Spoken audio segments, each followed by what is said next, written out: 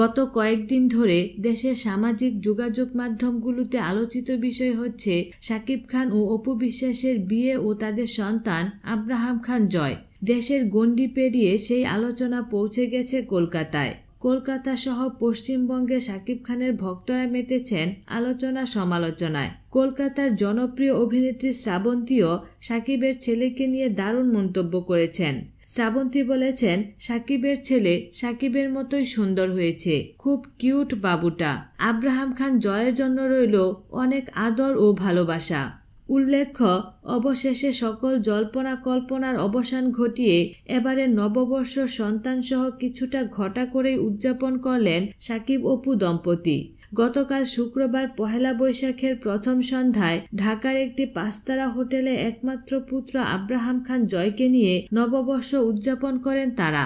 বিনোদন জগতের নিত্য নতুন খবরাখবর জানতে আমাদের চ্যানেলটিতে সাবস্ক্রাইব করার জন্য আপনাকে আন্তরিক ধন্যবাদ।